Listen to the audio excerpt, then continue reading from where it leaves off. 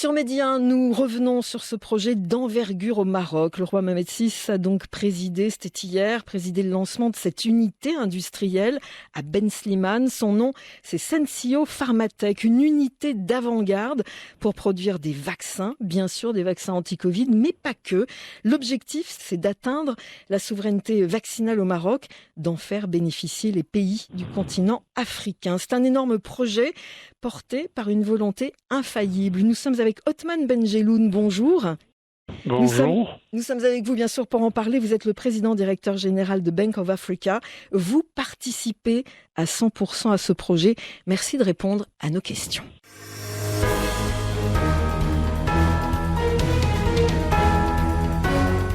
Othman Benjeloun, partie prenante ô combien, puisque vous êtes président de la société Sensio Pharmatech, cette usine dont les travaux ont été lancés hier. Alors, 2 ans après le début de la pandémie de Covid, le Maroc va donc pouvoir fabriquer 900 millions d'unités de vaccins durant les 5 années à venir. Alors pour vous, c'était primordial de faire partie de cette aventure biotechnologique portée par un partenariat public-privé.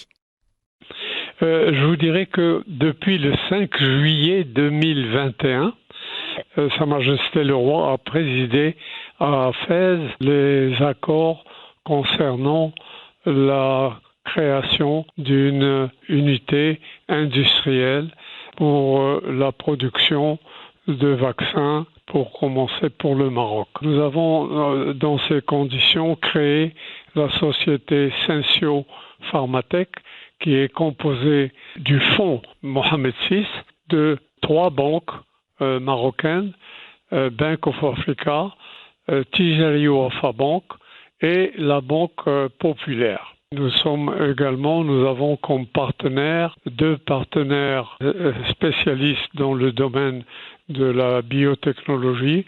En premier, le président de Recipharma, société suédoise, et qui gère 38 unités industrielles dans le monde, dans ce domaine.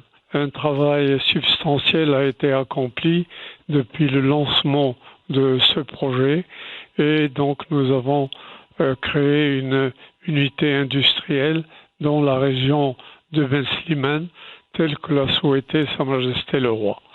L'objectif, c'est au bout d'1 an, c'est-à-dire à la fin de 2022, nous pouvons créer 120 millions d'unités de vaccins par an. Donc, ça demandera un budget initial d'environ 230 à 250 millions, ce qui permettra déjà d'assurer la souveraineté sanitaire du Maroc et également satisfaire une partie du continent africain. Alors, un premier investissement qui va doubler dans les années à venir jusqu'à 500 millions. Dans les 5 années à venir, on l'a annoncé hier, nous engagerons à mobiliser toutes les ressources nécessaires. L'investissement est estimé à 500 millions, mais il sera certainement de beaucoup plus que ça. Le souhait de Sa Majesté et le nôtre, c'est que ce projet soit un hub biotechnologique incontournable pour l'ensemble de l'Afrique. Les termes de Sa Majesté, pour l'ensemble de l'Afrique est ajouté, et le monde entier. Il n'y a pas de raison de ne pas avoir cette prétention d'avoir au Maroc un hub biotechnologique de tout ce qui concerne les médicaments. On ne parle pas seulement de vaccins. Exactement. L'Afrique a énormément de besoins. Elle n'a pas de production locale. Tout est importé des pays européens, américains et autres. Donc, nous sommes très actifs pour réussir ce projet. Alors justement, vous le disiez, hein, le Maroc qui produit, on le sait, hein, déjà localement des doses de vaccins anti-Covid Sinopharm. On est à 3 millions de doses par mois, 5 millions le mois prochain, ce sera 20 à la fin de l'année. Je sais, ça fait beaucoup de chiffres. Hein. Dans 3 ans, le Maroc sera en capacité de produire plus de 2 milliards de doses de vaccins. Vous avez parlé évidemment de l'Afrique, du continent. On sait que le Maroc, au niveau de sa riposte sanitaire, hein, de son plan de vaccination, faisait partie des bons élèves hein, du continent africain. Mais les pays africains ont été malmenés pendant cette pandémie. C'est cette plateforme biotechnologique dont vous parlez, c'est évidemment pour le Maroc, mais c'est aussi pour le continent. C'est une façon de venir en aide à tous les pays africains. Bien entendu. Bien, nous pensons, pour commencer, nous créons notre unité industrielle au Maroc, mais nous prévoyons déjà de créer également des entités dans certains pays africains. L'Afrique a 54 pays, ils ne peuvent pas tous dépendre seulement de la production au Maroc.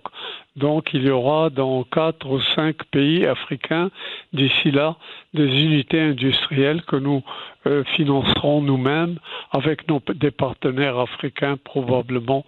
Donc c'est un projet très prétentieux, mais l'Afrique, prétentieux. C'est rayonnement. L'Afrique, c'est notre continent, mais lorsqu'on parle du Maroc, moi je le répète souvent, c'est un pays de 36 millions de consommateurs, n'est-ce pas?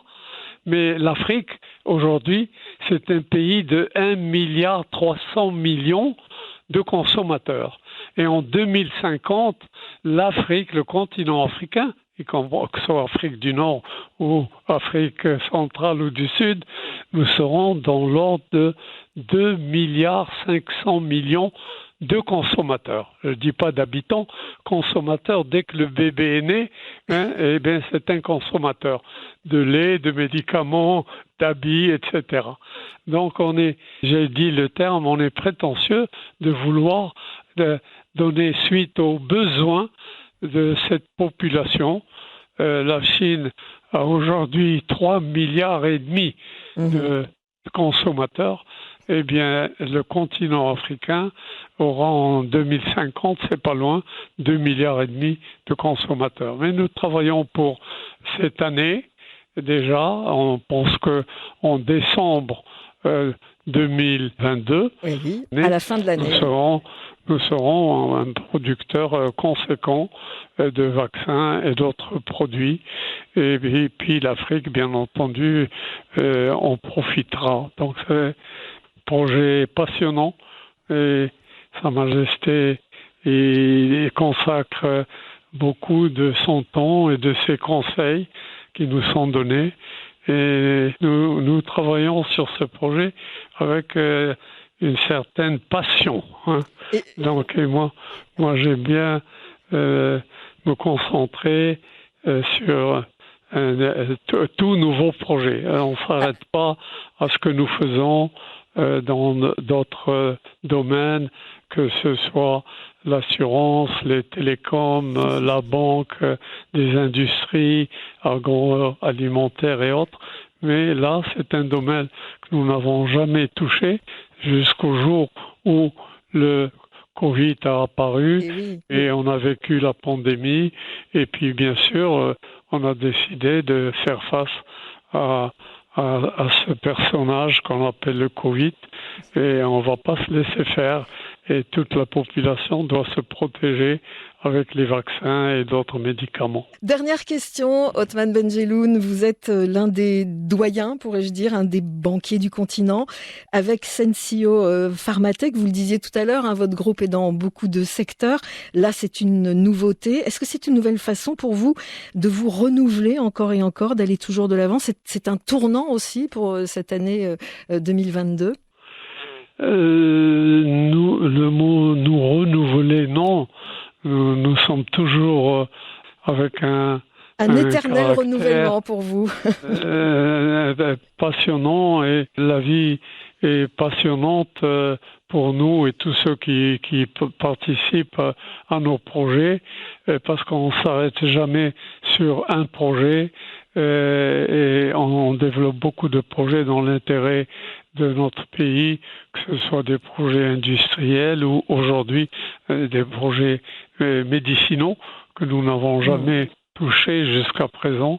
Et c'est vraiment en dehors des industries comme l'industrie automobile, pour lequel nous avons beaucoup travaillé depuis l'indépendance, en créant des usines de construction de camions, de voitures, d'autocars. Mais je ne veux pas dire que c'est dépassé, ça continue, mais il faut avoir le courage d'entamer de nouveaux projets. Je vais pas vous parler de de projets dans l'espace, mais on bientôt, y arrivera. On y arrivera. Bientôt, on en parlera. C'est en cours. Et vous avez déjà vu certainement la tour Mohamed VI à Rabat. C'est son architecture. C'est une fusée interplanétaire. Quand elle sera terminée, tout le monde la considérera comme fusée, on l'appellera fusée plutôt qu'une tour. Donc, dans le groupe, on voit loin, on est courageux, et c'est le caractère des Marocains. Donc, en Afrique du Nord, et puis de tous nos partenaires africains, ils sont aussi je dirais comme nous, courageux et comme j'ai dit tout à l'heure, prétentieux de créer n'importe quel projet tel que le font les Américains. On construira des avions au Maroc, comme on construit des voitures qui sont exportées dans le monde entier.